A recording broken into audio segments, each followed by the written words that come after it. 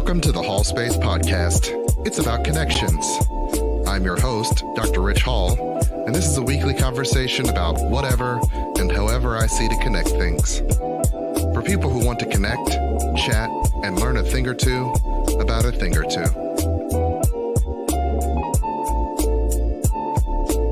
Without further ado, let's start the show.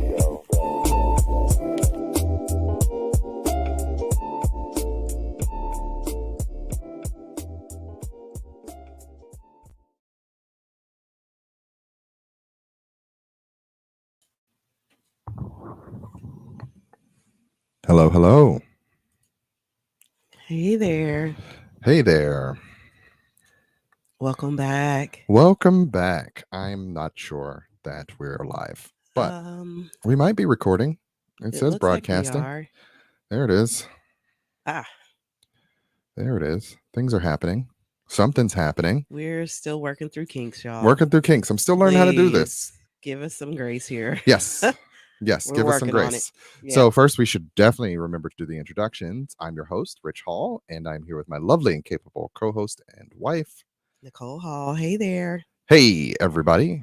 Welcome back. Welcome to the Hallspace Podcast. And if you're new, welcome. Welcome for the first-time viewers.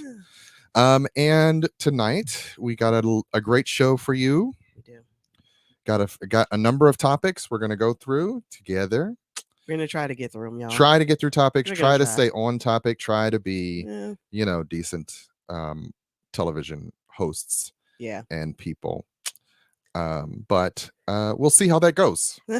We'll see how it goes. Yeah. And first up, let's do the catch up. How's everybody doing? How are you feeling? Everybody's doing great. Yeah. We did a date night. We had a date night. She's very happy about that. I like going on dates. Mm-hmm. And especially when the dates include food. Food. Yes, they should include food. Always include food and drinks for me. Mm-hmm. Yeah. Mm-hmm. And I mean, and if there's also a movie or a comedy show, sure. So Ritch Yvonne took me out to see Tony Baker at the Funny Bone at the Liberty Township Center. And we were able to meet up with our friends, Lou and Mindy. They live probably 45 minutes to an hour from us now. So we don't get to see them as often. But, you've known Lewis since... I've known Lewis since high school. Yeah. So you guys have been best friends forever. And then when we started dating, we just sort of all hooked up. And, he started dating Mindy. And we kept hanging Lewis out. Started and dating so... Mindy. Lewis, no, you didn't start dating Minnie. That would be weird. No. When I say we, I mean us. Yeah. But and so, with life and kids and things like that, and them being so far, we don't get to see them as often as we like. But we were able to go on a double date to see Tony Baker. Yes, it was excellent. Mm-hmm. He's brilliant. The host and the opener, those two guys were great too. Mm-hmm. Keenan Baker, and I can't remember the other guy's name. I can't either, but he was the host. Les Mills was his name. Les Mills. Okay, right. Yeah. And so he said asked to follow him on Instagram, he which I did not do. And I went out to Instagram today and I was like, what did he say his name was again? I should have done it last night. Mills. Yeah, he's got an Instagram, but it wasn't his actual name. It was something else, right? So it's kind of like my name is Nicole Hall, but my Facebook and my Instagram say something different because I don't want my coworkers hanging out, really. Some of them can, but not all of them. Yeah. But yeah, so we went out and it was like a 7:00 showing and they had food and drinks and all that. And it was great. Yeah. And then we went to dinner afterwards. So we're like out in the world. We're out in the world until late at night. I mean, we got our masks on, but we're out in the world. For the first time in quite some time. Yeah. I mean, when we were talking about it, we hadn't been to a comedy show in a decade or so. 13 years. Yeah.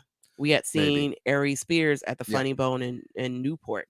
And we like going to see, good comedians. Yes, so yes, we're a fan of comedy. We are. And these are, Tony Baker's a guy that we're following on Instagram. Yes. And the very funny guy on Instagram. He's hilarious. Known for his animal voiceover shows. He is. And the kids love him. Yes. The kids love him. So when we tell them that we went to go see him in person, they're gonna they're gonna love happy. it. Yeah. Well, maybe they'll be like, "Why you couldn't take me?" Yeah, they'll be disappointed that they also could not go. It was for adults only. Yes. Because it was late at night. There was late at night. There were curse words. There was inappropriate talk. Yeah.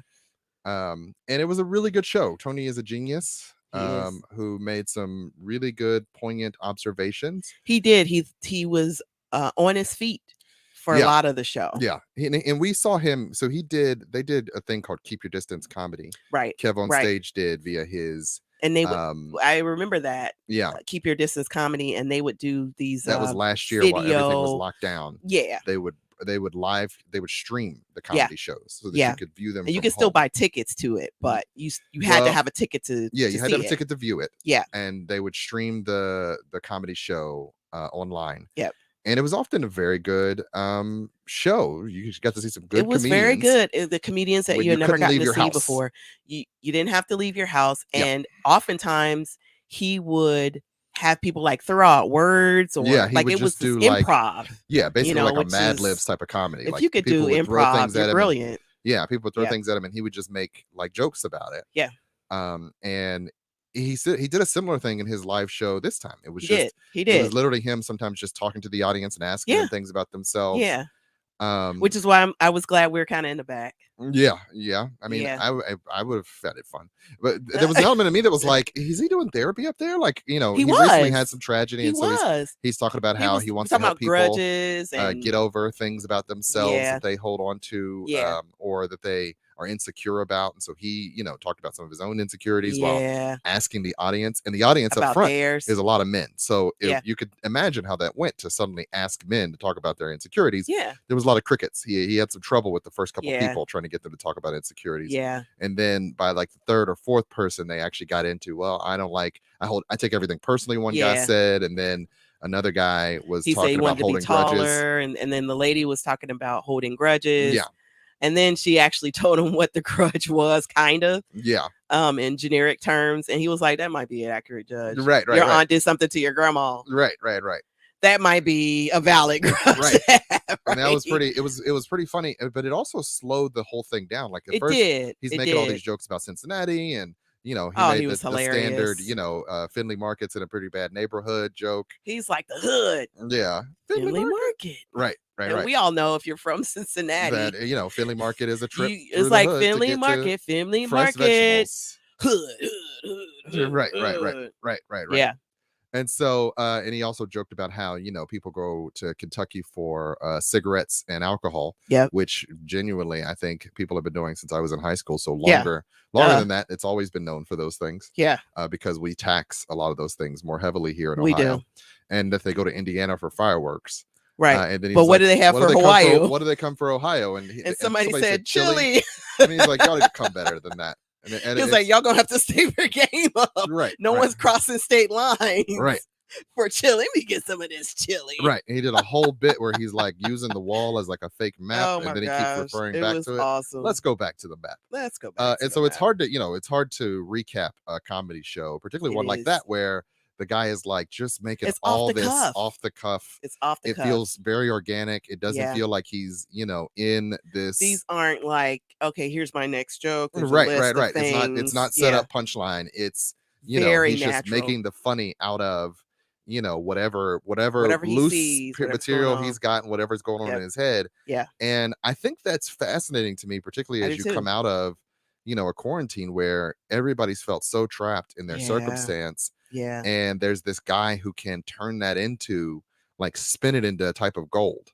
The doldrums of this experience we've all been having where we can't connect with people. There's this guy who could take it and make it into jokes. And so it's this very good sort of giving us this impression of sitting around with a guy who's just making really great jokes. Yeah. And making a good time out of nothing. And so as I think about it, it's like, well, there's a lot in there's a benefit to comedy right now. Yeah. Because it can help us. It's so freeing. to overcome our circumstance and to or at least forget about it for that little span of time, and not make the mundane seem so mundane. You know, I think it's really funny. I don't know that he'll ever like stand up on the stage and be a comedian, but I feel like you put Terry Huddleston in front of Terry Huddleston has tried comedy. A bunch of people. I mean, we're big ups to Terry Huddleston, friend of the show. He's hilarious. He's a hilarious. I mean, guy. I'll be wanting to fight him sometimes, but he's hilarious. Yeah, because he can go too far. But he's hilarious. It's part of. He actually part of the way comedy. We work. This whole brother sister thing. He did a what's it called? Open mic. And he did comedy. Did he really? Yeah, he did. He told me that. That was a number of years ago. I didn't know that. I knew he was a ninja in the middle of the night, but I did not know. Yeah, that's a whole other story. Yeah, he wasn't as impressed by it, which was funny. He was like, yeah, I did it. It wasn't what I thought it was. And he was like, I don't know if I'll do it again. Well, and I remember finding it funny because it's like, oh, so you didn't like that it wasn't the challenge you thought it would be. Yeah. So. He's a funny guy, and that's why he does so well at the comic book conventions, right? He's a presence. He's got a personality. He's got this Huddleston experience. Yeah. I mean, and his wife is like, she's got her own experience too. So like the two of them together is just they bring an energy. They bring a fantastic energy. And it's funny because we were at the show, and as we're walking out, speaking of people bringing energy, we run into some people that I know from high school. And they're like, that's Ritch Hall. And it's always weird to me when I'm noticed in the world because I'm often sort of in my zone. Yeah. And my brother recently put on my Facebook page something about like I'm not an extrovert like some people might think I am. Yeah. I'm actually an introvert who's learned to be charismatic. Yeah. And you get to a certain point. Yeah. And I get to a certain point where you're like, I'm done with humans. I'm done with humans. That's it. And some people might not know that because I do a lot of front facing things. Like your job is front facing. My job is front facing, but it's one person at a time. So way easier. I also, I'm on panels and stuff. I've been on TV. Yeah. And it's funny, like being, we went to church this weekend. We'll talk about that a little bit later. Yeah. And we've done some things where people walk up to me and they're like, hey, good, happy to see me. And I'm like, I don't have a context for our interaction. So hello, person. So we're walking in there like, that's Ritch Hall and Lewis Ferguson. Yeah. And I'm like, hi, person. Hi. And they're like, oh, that's Richie's wife. And I'm like, hi. Yeah. I mean, I love when people are excited, like, hey, because I'm like, hey, but how do I know you? Yeah. And I'm like, I do not recall. I'm sorry. I meet people for you went to high, and they were, and I mean, and the girl Ebony said, she was like, from high school. Yeah. And I'm like, yes. Okay. Sure. Well, and once I thought about it later, I'm like, they probably went to school with my brother. Yeah, maybe. Because my brother went to Aiken. Like everybody in our neighborhood went to Aiken except me. Like it was, Yeah. I mean, and this is back in the 80s when I've got nothing. The high school that you went to was in your neighborhood. So I've got nothing. You got, do you not remember? I don't recall. You don't recall it. Here's the thing. I'm Facebook friends with at least one of them. I remembered her face from her Facebook picture. Did you go to Hughes for a little bit? Did who go to Hughes? So okay, so you're trying to think through who these people are. Yeah, because I'm hello, nice to meet you people. Nothing against you personally. I hope you don't take this personal because I'm quiet and weird. My default setting, as I've said many times before, is quiet and weird. So if I'm being it's only in certain circumstances where I feel comfortable. That's me all the time. I will remember your name and your face. And if I've ever gone to school with you, and I went to a lot of schools, more times than not, I will figure out who you are. Yeah. And it'll be like, oh yeah, 3rd grade. Yeah. We were in language arts together. Like, yeah, I'm that person. Yeah. I'm very often do I need to talk to you more than this? Because I feel like we've had an interaction and that should But my job is also it's just me. This should be sufficient. I believe we've had an interaction. No, but they were really nice ladies. I hope it was pleasant. This is all I have. I don't have anything else. And this is where this whole couple things work, because it's like, how are you? Did you like the show? Like it's good that she has follow-up questions. I don't. I don't have follow-up questions. It's nice humaning. To see you. I'm going to walk away now. You're like, hey, well, hi, and I mean, this is good. This has been good. What do I do with my hands? What do I should I get 2 cups? I need something. Do I need 2 cups when I do my hands? I need something for my hands. Yeah. So most of the time, like Richie will meet people and they'll be like, oh my God, it's so great. And I'm like, isn't it great? It's on TV. And he's like, hi. Hello, person. I believe this is sufficient. Which is funny because I'm the introvert. I'm more of an introvert than you. More with people. But and then I'm like, I need a nap. Right. Right. And I'm fine because if I gave it energy, I gave it. If I didn't, I didn't. Yeah. And then there are times where, if I'm in my zone, in my settings, where I'm like, yeah, sure, I could. So we're hanging out with Lou and Mindy, and we're like, yeah. We shut down the restaurant. Yeah. And then at some point we shut down the parking lot. Right. I mean, it's just that thing where we stand outside and talk for another hour. Yeah. Until Nicole's feet started hurting, then we had to go. Yeah, I wish I had worn. I mean, the shoes were cute. These are pre-pandemic shoes. As with shoes, yeah, they nice wedges, cute. Ladies, very cute wedges. Sure, okay, I love. Great. So the wedges are not for you, babe. Very cute wedges, right? Makes me taller. Okay. So at least I'm like almost eye to eye with you. Yeah. But and so we're in the parking lot and Richie's got a few more steps to get, so he's like walking in a circle as we're talking. Yeah. But we've all been together for so many years. I actually don't care. I'm just you don't care. I'm gonna walk in the circles for 10 straight minutes. I don't care. Additional steps. No one cares. Yeah. Like that wasn't, And I got up to 12,000 steps yesterday, and I was a little worried I wasn't gonna get there, but you were very focused. I was. Yeah. I've been very focused on getting the steps. I got to get above 10,000 every day. Daniel's like, he only cares about his Fitbit steps. Is that what he said? For the Saturday walk. He was thoroughly on Saturday. He was. Because he wanted to play the video game. Mode. He did. Our son went into full protest mode. He refused to go on the walk. But we were all going on the walk. On Saturday morning. Yeah. To the school and back, which is like a mile and a half. And we take the stupid dog, because he likes it too. And he was mad about it. So he would walk slowly behind us. Yeah. And then every time he would stop to let the dog smell something or turn around, he would stop. And it would do like and this. He's at a distance. He's at this far off distance from us, and he's refusing to walk any closer. And I'm like, let's let it just play out. He was dedicated to the attitude. So disrespectful. And I'm like, he just has to do this. Well, so because there's a part of me that's like, at what point do I do like this? And make him participate. Yeah, like this. Family. He's already a part of the family. Listen, I don't know if y'all know Brenda Brown, but she looks real docile, right? But she definitely like right here, like that arm fat. Get your butt stuff that nobody else can hear but you. Yeah. But like we sort of ignored him and just kept on walking, and then he was. Yeah, I got another one. Bless you. My apologies for sneezing on the track. Yeah, he's hooked. He was hooked on some game or some video. It doesn't matter what it was. He didn't want to go. He's been watching Squid Game all weekend. I don't know what that is, and I don't care. It's a thing. It doesn't matter. But everybody's been watching it online. People have been talking about it, so he wanted to watch it, and he got really into it. Yeah. And that was all he did for 2 days, from Friday to Saturday.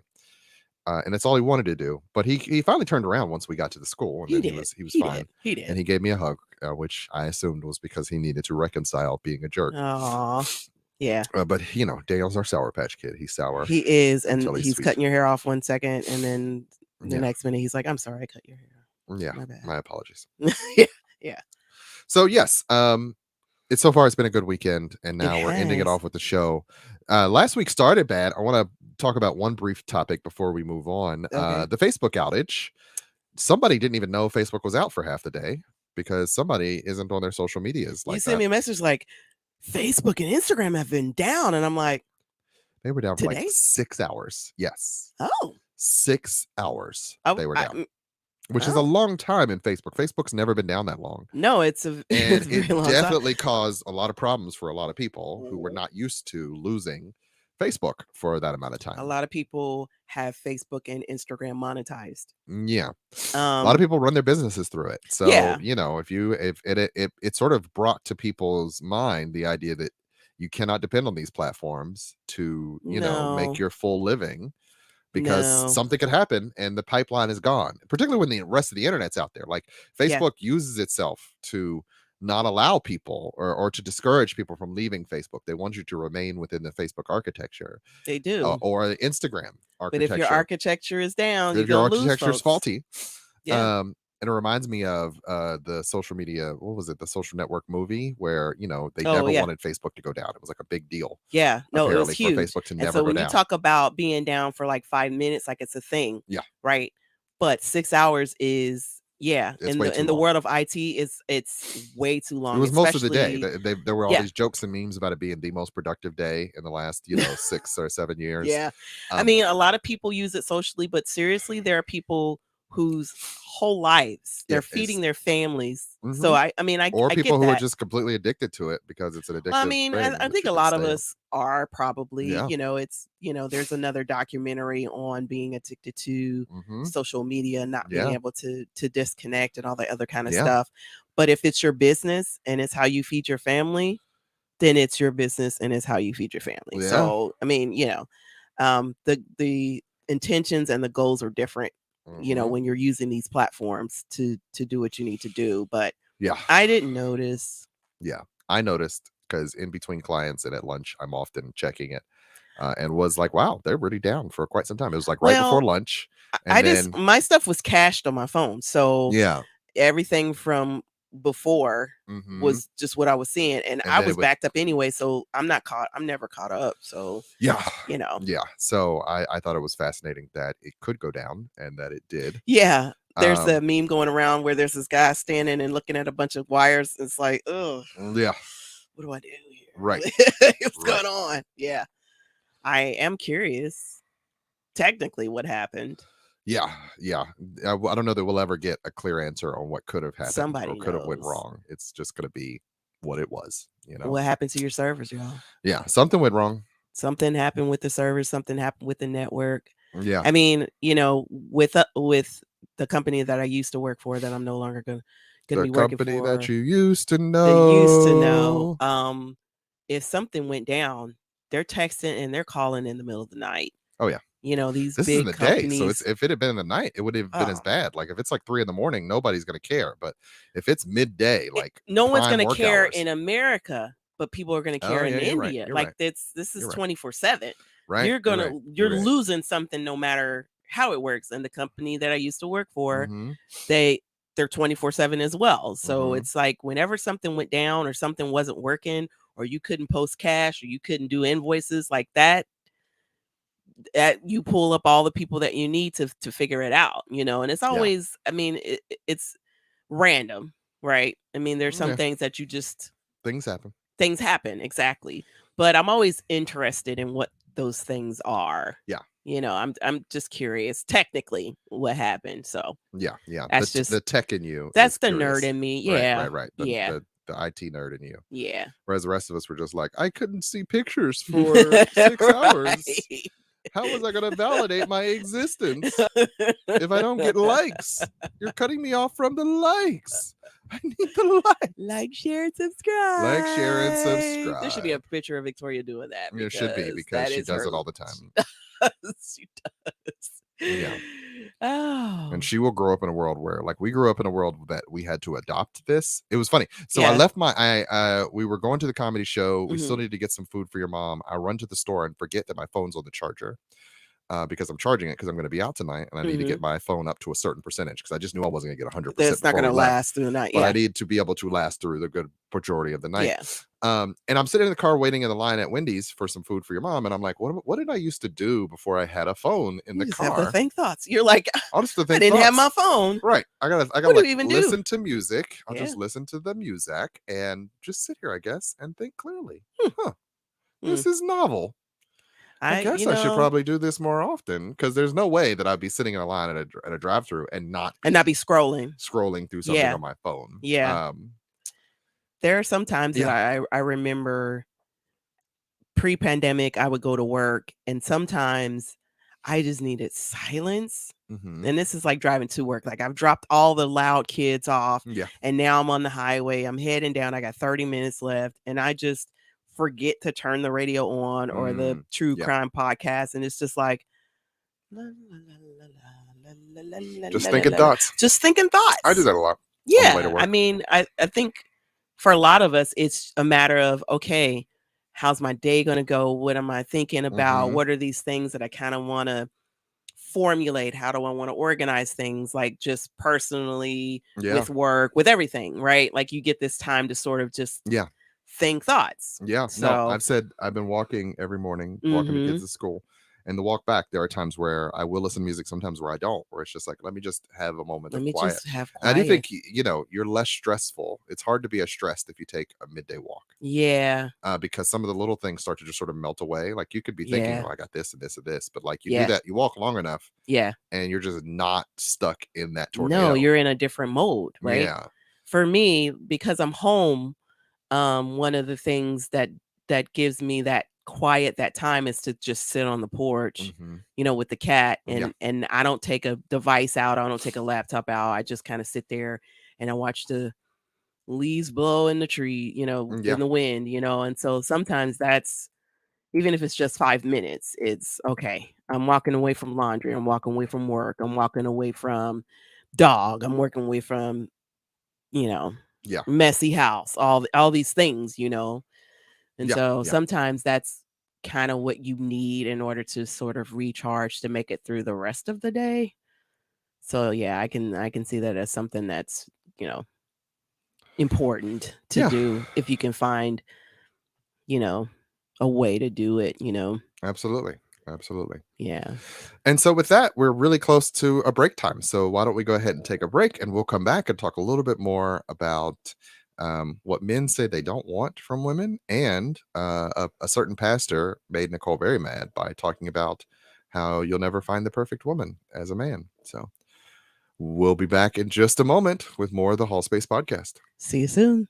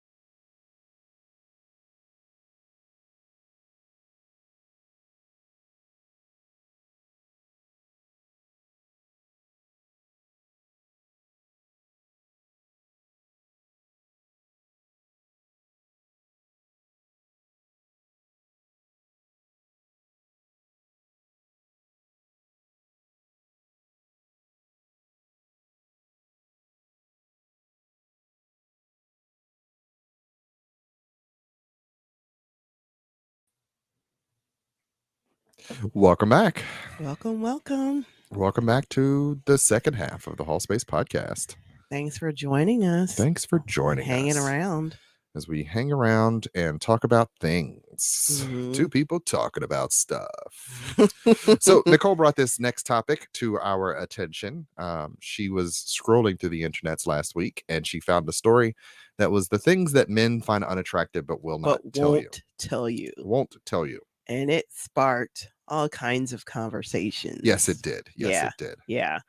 I mean, and honestly, a lot of it was very lame and picky, right? Mm-hmm. It's like, I don't like girls that have deep voices. I don't like girls who don't have their toes and their fingernails done. I don't like eyelashes or weaves or whatever. And then there were some that were very a little deeper. I don't like when my woman won't take accountability. I don't like when I feel like I can't come home to her and vent and her be my soft place, right? So there's a ton of different things that sparked this conversation, and you could tell the difference between the older guys versus the younger guys. Yeah, guys who've actually been through a lot of relationships versus guys who have no relationship experience whatsoever. Yeah. Does make a difference. It does make a difference. And the observation is that, there are a lot of things that the older guys don't put up with that younger guys don't care about. Yes. And there's a lot of things that younger guys care about that older guys are like, yeah, that's not a real person. That's not yeah. So, out of this list, there was just so many things. And there were some that were, we understand it. Like, okay, we need to be able to take accountability. We need to be able to listen. We need to be able to, I 100% agree with a lot of that. But for you as a man, right? Like, let's say you're dating. I mean, you're not. I should be dating you as my wife. I mean, good answer. There we go. Y'all, he learned from last week. Yeah, but I mean, what are the things that you feel like? The things that are what's okay. And the word is unattractive. Unattractive? Unattractive. Things that I find unattractive that women might do in a relationship. Yeah. Yeah. I mean, some of it was or just in general, right?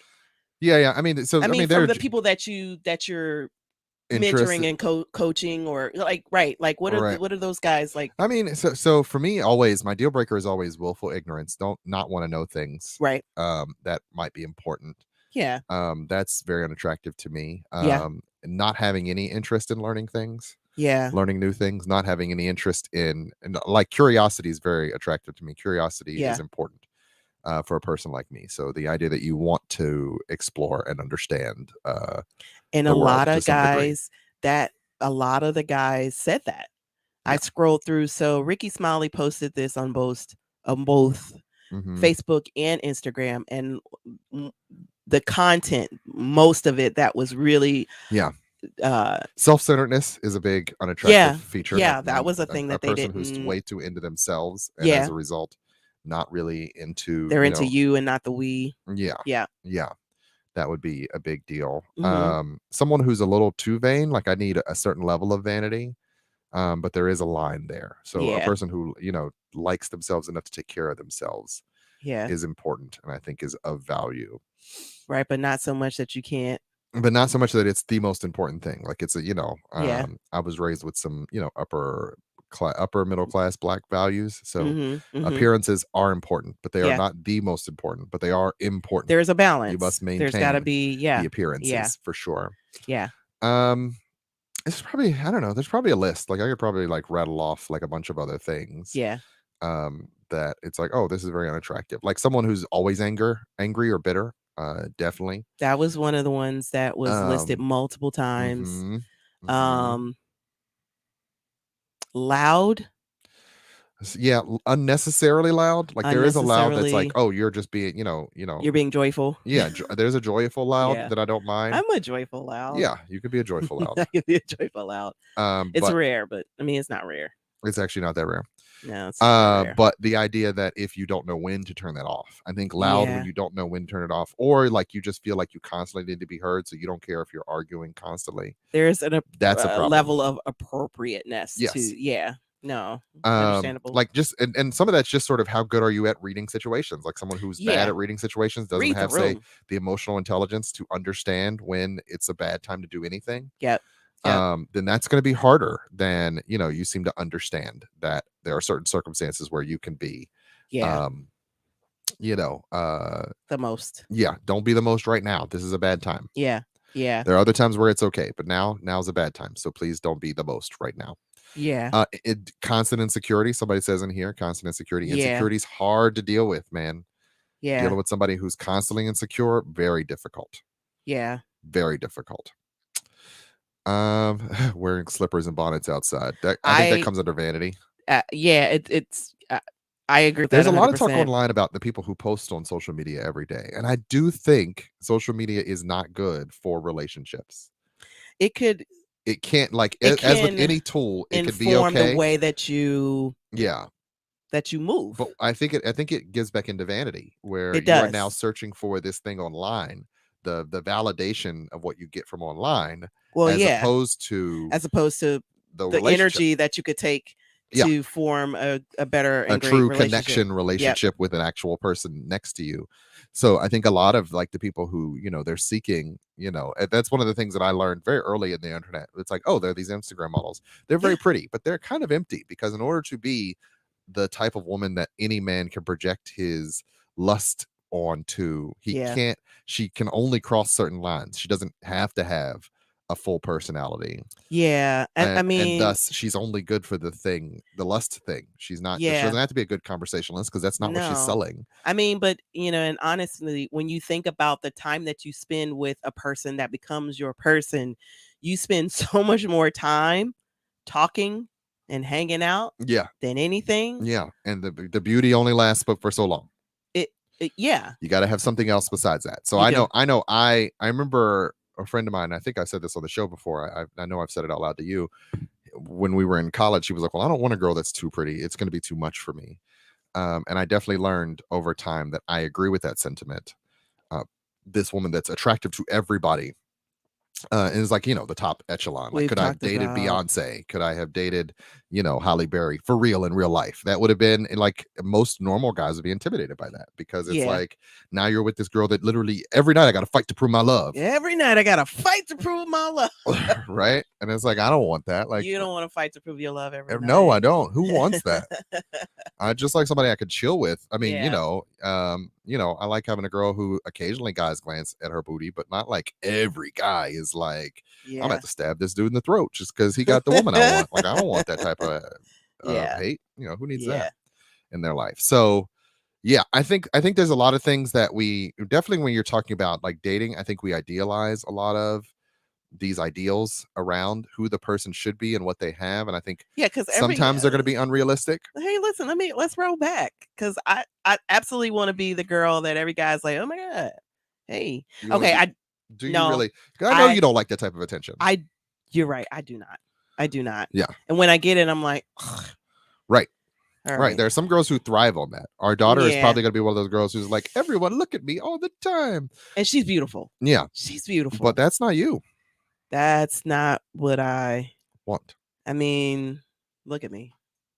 Yeah. But I mean, she's pretty, but no, like it's the human element. It's I'm an introvert. I don't, you don't want all that energy all the time. Oh no, that masculine energy is just, some of it is like, hey, that's hi, but some of it's too much.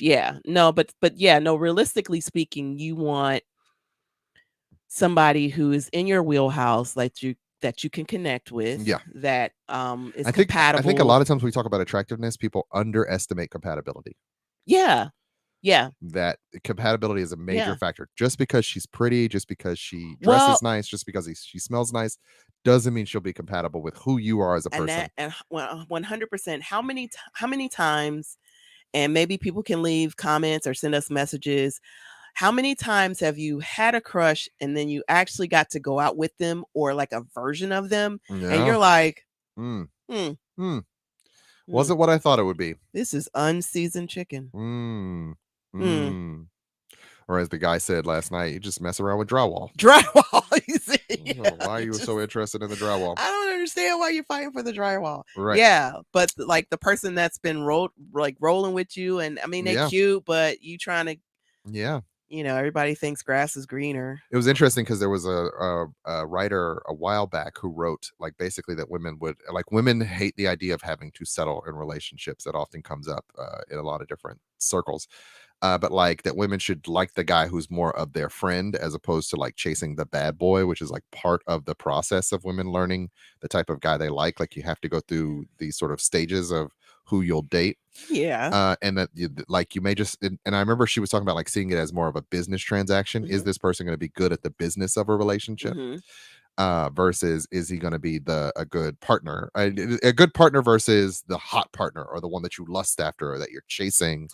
The ones that you lust after, if you actually attain them, is that sustainable? It's not sustainable. It's not sustainable because they're human too, and they might not be compatible. They may not be compatible with you, right? And so, but there is this, at least for us and the girls that I knew and myself, like there's this like bad boy kind of, ideal. Yeah. I mean, when you're talking about your 19, like some of the early stages of developing relationships is practicing some of the, essentially you whittle down some stereotypes. What you want and what you don't want. Exactly. Yeah. And so much of like, our son started wearing a do-rag, and while I hate it that he's thinking he needs to wear this to school, we're giving him the freedom it's of part of self-expression. figuring out who he is and putting on what he sees as markers of a type of adulthood.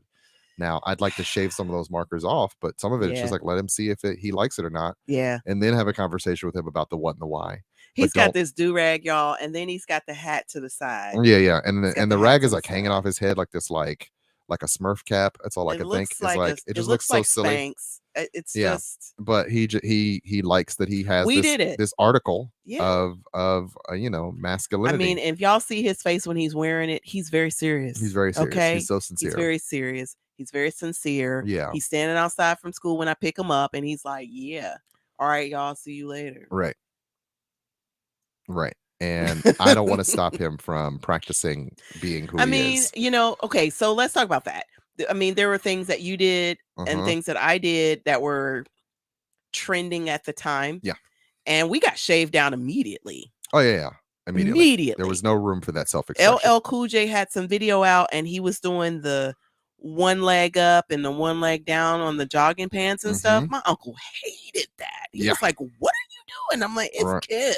Right. It's kid. Right. You're just trying to find your cool. You had your keys hanging out with your I was lanyard. allowed to do that. Yeah, my lanyard. I would often have a very long lanyard for no reason. Because just other than you couldn't tell the Hall boys apart because they both did it. Yeah. Yeah. So there's that. But yeah, there are so many things that, I mean, we understand as parents that our kids are going to do things that we've never done. They're going to say things we've never said and wear things that we've never worn. Understand. And we're not going to understand it. And that's okay too. Yeah. I mean, at some point it's like, listen, if you're inside, you need to take the hat off though. Like there are some things we were you're in church gonna today. have to. Yeah. We were like, he's like, I want to join church today. Take the hat off. You're in the house of the Lord. Right. Men don't wear hats indoors. No. So, I mean, and Daniel joined with the Joker mask. I was like, oh, Mama, why didn't you give him a different? Yeah. I mean, because there are some things that are just old school in my head that, That does go back to my feelings about my mother, who would never let us do things, but lets my sons leave them babies do alone. all sorts of random things. And I'm like, where did you come from, ma'am? That you are allowing who are you? This oversight? Because this was never allowed. We were never allowed. Never. Yeah. And speaking of church, that brings us to the second topic that Nicole brought. That's a little bit more controversial. There was a pastor who said some things, and I'm trying to cue up the video, and I'm hoping that it's going to play like it's supposed to play. But God rest his soul. What's his name? Miles Monroe. Miles Monroe. Yeah. So I saw this video on the Instagrams, of course, on a site called The Situationship. And really, honestly, Rich and I, we're together. We're not, it's just so amazing the random stuff that happens on this site. And so we follow because it's holy cow, pretty fun. We like laughing and stuff like this. We do. It also helps to be a reminder of, oh, like, man, dating is hard and stupid. Dating so why would I never want to be out there doing that. We don't have to do that. Yeah. Right. So you're gonna play the clip. I'm gonna play the clip for you, and then we'll talk about what they're talking about in it. Yeah. Oh wait, I'm trying to click on the not the actual. Yeah. You're clicking over there or not. Mm-hmm. Oh, I can't hear it.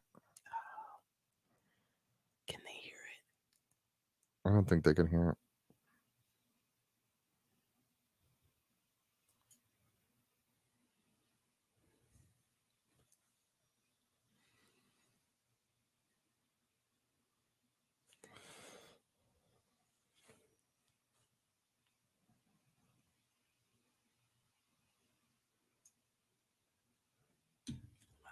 Text about something. Oh, that wasn't Mono's Brandy. Who? Brandy. Huh. I thought it was.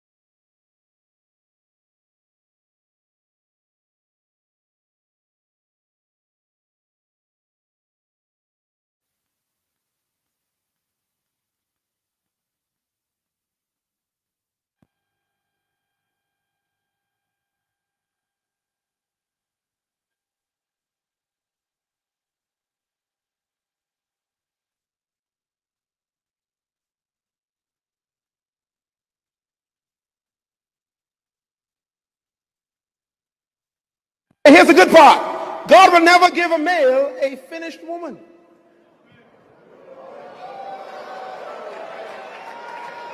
This is very important now. The woman that you are looking for, the one in your head, does not exist.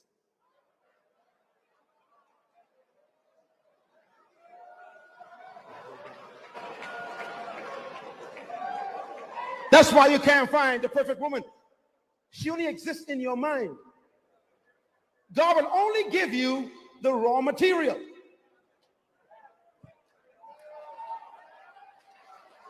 He said, I want you to cultivate her and make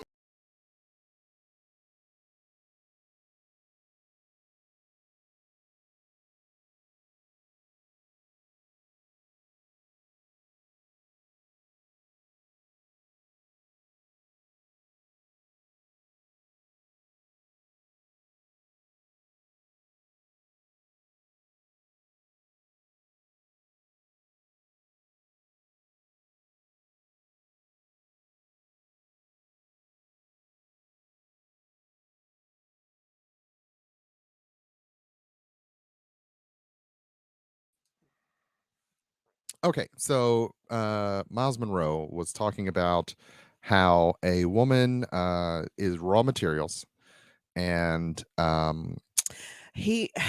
Nicole had a lot of feelings about it. He starts off by saying, God never gives you a finished woman, right? Mm-hmm, Fair enough, fine. Mm-hmm. He gives you raw materials, yes, right? Mm-hmm. Okay, fine. And then he goes on to say, men, it's up to you to train them, to mold them, to make them into the woman that is in your head, right? Because oftentimes he says the woman in your head doesn't exist. The woman in your head doesn't exist, and that you have to train them into who they're going to be. He said to train them to be the woman in your head. He didn't say the woman in your head. He said the woman you want them to be. You want them to be. Yeah. Isn't that the same thing? No, that does not have to be the same thing. So it's funny because I heard that message way different than she heard it. She got very upset because to her it evoked. You tell them what it evoked for you. So for me, it's like, so you training me now, like I'm a dog, like you're training me now. You're building me up like an IKEA dresser. right? As opposed to, okay, the way that I see relationships, right? We're all raw materials. I agree with that, right? Because the person that you get with, that you connect with, you guys have to learn each other and grow with each other. And so there's this constant level of moving and learning and moving and learning, right? Yeah. But he made it sound like, yeah, so I'm going to build this girl. I don't hear that as how he sounded. So tell me what you heard. So what I heard him saying was that a woman, that one, the woman in your head doesn't exist. And I believe that because I talk to a lot of people about relationships, and often what messes people up about relationships is the expectations they have about what the relationship should be. And often they're unrealistic. Often people have unrealistic and expectations. Uncommunicated. And they do not communicate clearly those expectations. And that often has a detrimental effect in the building. That goes for both sides of a new relationship. I do believe it goes for both sides. That very often people get stuck in those spaces of trying to idealize what they think a relationship should be. I do think that at the beginning, there is a lot of molding between two people. I mean, we've talked a lot about how we are not the same people we were year one of this, and we're not supposed to be. Right. And so at that point, we were more raw materials than we are now. I agree with that. We are sort of aligned in a thing that has been built over the last 20 years. And we continue to build and we continue to grow. Yeah. And we have stumbling blocks just like everybody else. Right. And so I hear that part of it. So for me, it sounded so much more one-sided, right? Like, well, that's also one part of the conversation. We don't know if he spent other time in there talking about who the man should be. We're talking about this. It's a 2-minute clip out of what probably was at least a 30-minute sermon. Yeah, I mean, also pulled to trigger emotions and to generate a conversation, because that website on Instagram, that's what they do, doesn't get engagement if it doesn't make you upset in some way. So they need controversial things. So that goes back to, the idea that so many businesses have their business run on Instagram and Facebook, and those economies are driven by attention, right? Right. How much attention you give a thing. What gets attention is controversy. What gets attention is reminding women of the fact that people have spoken in the past from a misogynistic lens, and that irritates you to be reminded. It does. That there is this sort of call for submissiveness from women. And the problem is not being submissive. That's not the problem. I am perfectly okay with you being the head of our household, right? I don't have any issues with that. And there are a lot of women that are married that trust their husbands fully, that trust them to lead them and guide them in the way they should go. Yeah. Right. Yeah. And I believe in you and all of that. But there is something to be. Listen, I'm still a whole person, a whole woman. Yeah. I have not denied your personhood. No. And that, so guys, that's the debate that we're having. I'm like, I'm not a Build-A-Bear. You're not going to come and be like, oh man, you're so raw. Let me build you up and make you what I want you to be. I believe that's a joint process, that we are both building each other from the ground up in a relationship. We believe to last longer. We believe that. Yeah. But the way that he said it was kind of like the woman needs to be built. The dude's already done. Right. So but also we don't know if that was a message to but just I'm men, telling if that you was what a I message heard. to a mixed crowd. That's what you heard in the piece of media that you heard. But I'm not saying your feelings about it are invalid. I'm just saying, are they based on the true They're not based on facts, but they're based on history. Let's go back, right? Yeah. I'm an African American woman, right? Which makes me a double minority. Yes. Which means that I get messaging all the time. I do believe what to wear, what to do, how to be, how to get a husband, how to keep a husband, all those things. Yeah. From men, right? From everyone, right? There are all these beliefs and structures that are imposed on us. Yeah. And when you step out of that at all, then it's a problem. It's like, well, that's why you're alone. That's why you're gonna. Yeah. And I'm not saying that there shouldn't be things in place.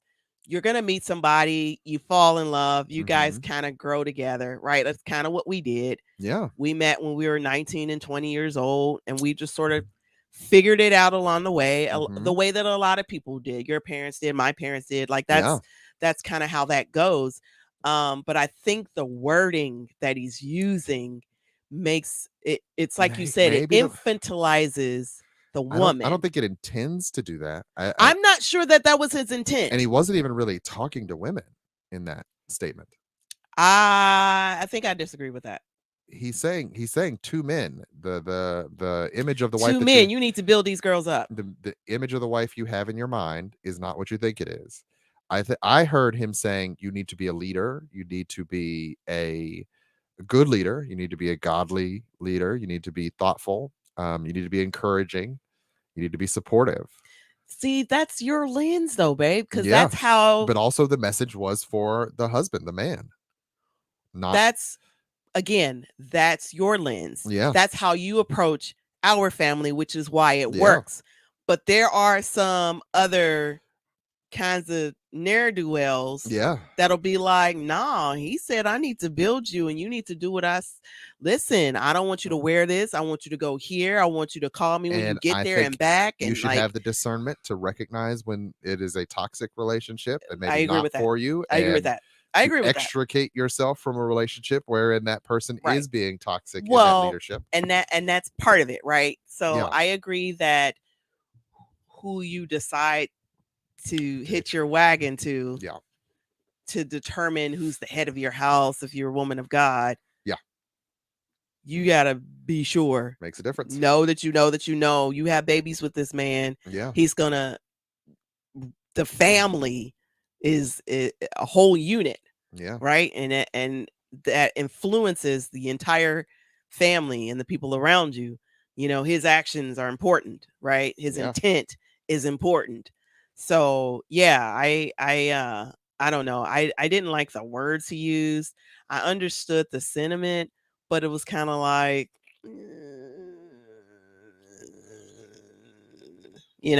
just a little bit. Yeah. So I felt like maybe the words were indelicate, but I also felt definitely were.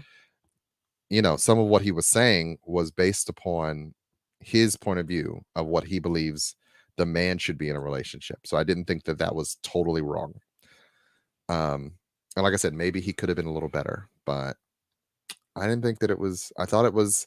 I mean, didn't think it was horrible. I didn't think it was so horrible that like people should be up in arms and light pitchforks and torches. I'm not saying pitchforks. I'm just saying that I feel like we could get into you can get into the weeds on trying to make sure that every message comes out in a way that is in no way endorsing misogyny. But I mean, there's some misogyny baked into Christianity, and that's the problem. Is it the problem? Yes, it is the problem. And that's what we're so there's an element of misogyny that is oppressive. Yes, 100%. Well, I mean, 100%. What we've defined as misogyny can be oppressive. There is what I'm trying to say is there is an inherent inequality to male-female dynamics, these particular gender dynamics. Yes. And that baked into a biblical understanding of male-female dynamics, but also, so one of the y'all things are taking it too far. Let's be very clear. Some guys take it too far. When you say y'all, you're not talking to me. I'm not talking to you. There are guys who do take it too far. They really are. Absolutely. And historically have taken it too far. You just making up stuff now. But I can't spend all my time arguing against the ones who take it too far. I just sort of flat out assume I disagree with them. But I also know that once again, baked into Christianity, Western Christianity in specific, there is an element of a hierarchical nature to the gender relationship. The man is supposed to be at the head.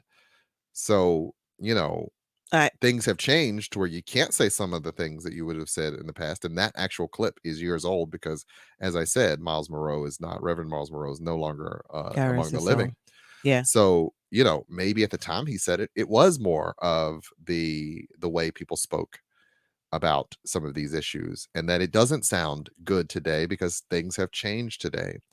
But I do believe that, as I was saying to you earlier before we started the show, I do believe, the Christian church is one of the few places where we discuss the cultural understanding of what male-female relationship and marriage should be. Yeah. And I believe that when people talk about being fully agnostic or atheist, they just sort of assume that values and morals sprung up out of nowhere, and that they weren't inherently tied to religious and spiritual institutions for centuries, and that trying to absolve ourselves of them becomes nigh impossible. We have to build something that does that, because there has to be a moral capacity. And what is that based on? To translate those cultural values. Yeah. And historically, particularly in the Black community, it's been the Black church. That's why I will never be able to fully divest myself of the Black church, because I do recognize its role in resilience and culture building, and that within those groups, there are many people who achieve well because they have the resiliency built in from religion. Yeah. And unfortunately, atheists, agnostics, they just don't have those numbers. So from a practical standpoint, it's just good to be Christian. And so in that, there's going to be times where it's said indelicately, but does that mean the entire sentiment is wrong and that maybe we should, burn it all down? I'm not saying burn it all down. I'm just saying, we're talking about reading the room. We're talking about adjusting and growing and learning. You're not going to keep telling me, you're not going to keep dictating to me, essentially. Right. But he did not see, and I feel like you're hearing a message at you, but he was saying to the man, you're going to have to mold and build. And I hear support, be a strong leader. I hear be a capable and wise leader of a family. You know what I thought of when I saw it? What did you think? I thought someone comes over to the house, T'Challa jumps all on them. They're like, you need to train that dog. That's not what he said at all. Like so you're reading into that. I am reading into that. And what I'm saying to you is that I'm probably not the only person that read into that. But even though I have a great husband who wouldn't even do that. Right. Right. Right. I that's not my personal experience. Yeah, but I'm saying that sometimes we hear in things triggers for us that might not be what's actually happening in that moment. And do we hold do we hold Reverend Miles Moreau accountable for what you heard? No. We have a conversation and we say, what's the middle ground, right? Yeah. And what I say is, I hear that the intent wasn't to belittle women, right? Yeah. And you say, I hear from you that you've heard belittlement so often that was the first response that you had. Yeah. Right? That's kind of how we get to the middle and we say, okay, this isn't us. This doesn't reflect us. Yeah. But we do want to be able to say and reflect things when you have a platform like that, that encompasses things that consider the age, the changes in culture, essentially, right? Yes. And that I think, as a person who is a fan of history and how you have to be understanding of how things have changed. I'm very much there's probably many of these institutions we should break up and break down. But what's the cost when we do that? And I think a lot of times, what's the cost if we don't? I think a lot of times we have great intentions. We try a thing and then we don't know. A generation later, we're like, oh man, maybe we should have changed that. Like a good example is the highways. We thought, we needed all these highways because people had all these cars, but we find out cities need bike lanes and public transportation again, because when you have a certain density of people, that you need access in ways, and cars aren't best. But at the time, we tend to jump on these bandwagons, and that humans historically do that. So I tend to take this sort of 50-foot view a lot. And it's like, well, what's really in this? And when you brought it up to me as a show idea, I was like, do we need to get mad about this?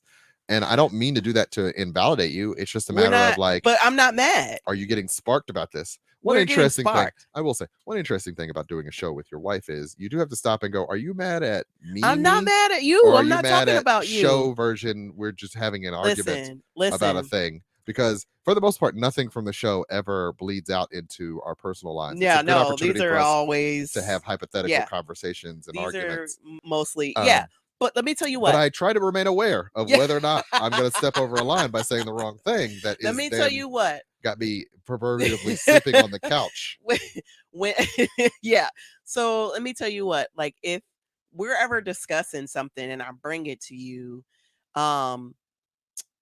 unless I bring up something that you specifically did, if I have something, I'm going to say that. Like, hey, back in 1998 in the fall. In the fall semester. In the fall semester. 3 decades ago. This is what you did. That's 3 decades and ago, this is how I'm talking. This is my experience of that. That's not this. 2.5 decades ago. I know. Wow. I haven't forgotten anything. You should have. You should have let some of that go.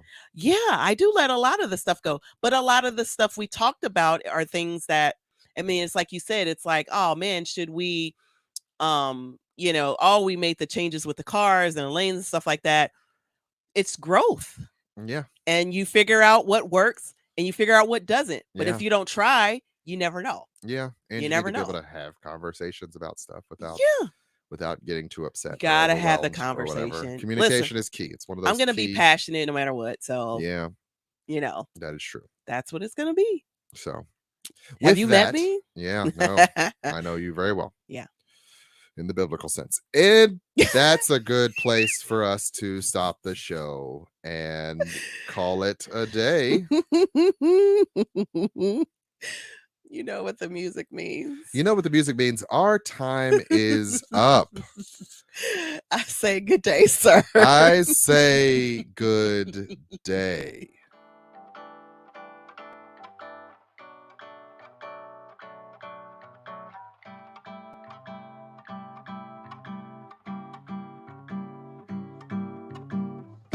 The Hallspace Podcast is brought to you by Hall Productions, LLC. Show notes and credits can be found at our webpage, thehallspacepodcast.wordpress.com. Any questions, comments, or concerns can be sent to us at thehallspacepodcast@gmail.com. The show is written by Daggerpin Davis. Music is curated by DJ Cabal. The show is produced by Chuck Jones and recorded at Slash and Trash Studios.